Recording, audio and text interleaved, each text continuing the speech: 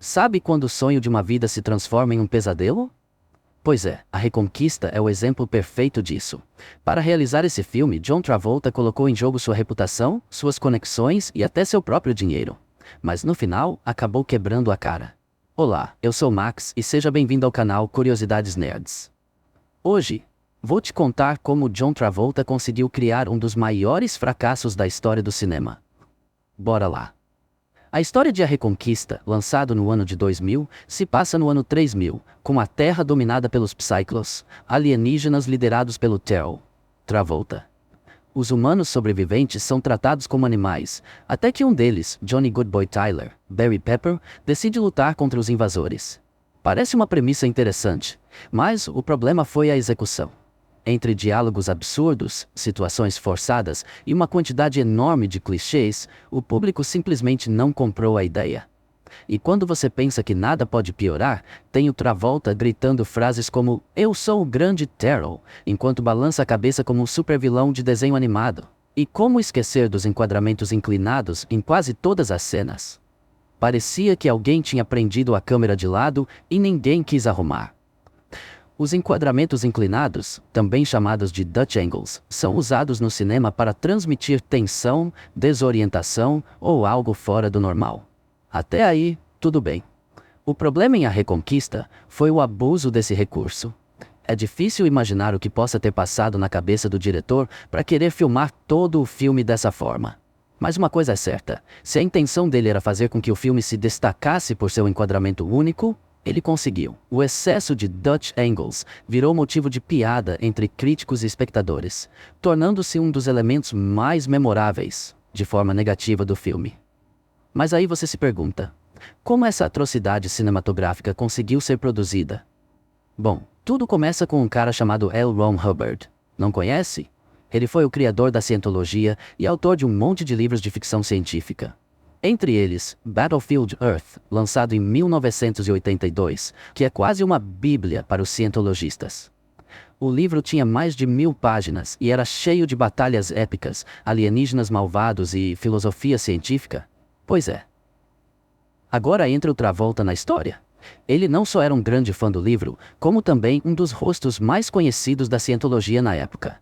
Depois de dar a volta por cima com Pulp Fiction, 1994, ele achou que tinha crédito suficiente em Hollywood para realizar esse sonho. E meu amigo, quando ele encasquetou com isso, ninguém conseguiu convencê-lo do contrário. O plano era simples: adaptar a primeira metade do livro e, se tudo desse certo, fazer uma sequência. A ideia parecia boa, mas aí vieram os problemas. Primeiro, a escolha do diretor. Travolta contratou Roger Christian, que tinha trabalhado em Guerra nas Estrelas. Parece um bom currículo, né? Só que não.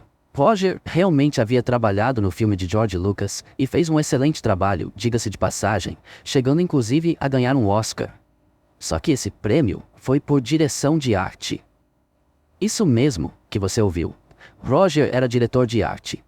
Ele não tinha experiência como diretor principal e não tinha nada em seu histórico que pudesse indicar que ele conseguiria fazer um trabalho minimamente decente nesse cargo. Depois veio o roteiro. Joe DiShapiro, que era mais conhecido como um roteirista de comédias, tinha como único trabalho de destaque A Louca História de Robin Hood. Acredite ou não, a encomenda do roteiro a J.D. Shapiro partiu do próprio John Travolta, que mais tarde veio a demitir o roteirista por ele se recusar a fazer mudanças no que havia preparado, algo mais obscuro do que o livro. O roteirista foi demitido, mas os créditos foram mantidos. Afinal, muito do que ele havia escrito acabou sendo aproveitado. Mais tarde, Shapiro escreveu uma carta se desculpando por seu envolvimento na produção. O texto, publicado em 2010 no New York Post, dizia: "Antes de qualquer coisa, quero pedir desculpas a todos que foram assistir ao filme A Reconquista. Ele não saiu como eu havia planejado, juro.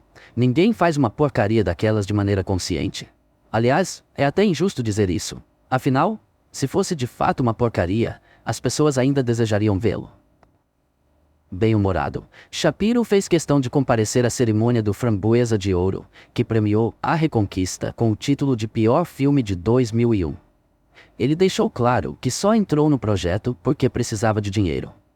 E falando em dinheiro, Por mais difícil que possa parecer, foram investidos 75 milhões de dólares naqueles cenários confusos, maquiagens exageradas e efeitos especiais que já eram ultrapassados mesmo na época.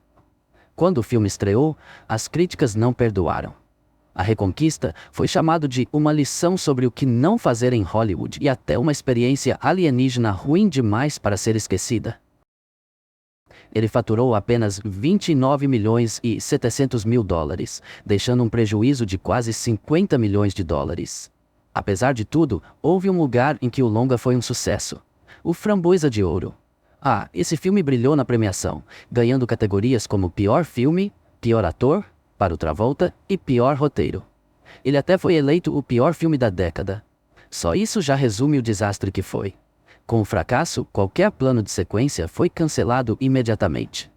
Travolta sofreu um baque na carreira, e a Scientologia, que muitos achavam estar ligada ao filme, também ganhou uma publicidade nada desejada. Você sabe aqueles filmes que fracassaram em seu lançamento, foram massacrados pelo público e crítica, mas aos poucos foram conquistando uma legião de fãs?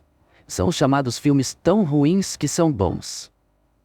Pois é, A Reconquista definitivamente não é um desses casos. O filme é simplesmente ruim. Ruim em todos os sentidos mesmo. Hoje, ele é uma referência de como decisões ruins podem afundar até os projetos mais ambiciosos, sendo considerado um dos piores filmes da história do cinema e responsável por levar seu estúdio à falência. E aí, deu vontade de assistir ao filme? Bom, deixamos claro aqui que não assumimos nenhuma responsabilidade por eventuais danos mentais de quem se aventurar a ver o longa. Se você curtiu essa história, não esqueça de deixar aquele like no vídeo, se inscrever no canal e compartilhar com seus amigos. Nos vemos no próximo vídeo. Até mais.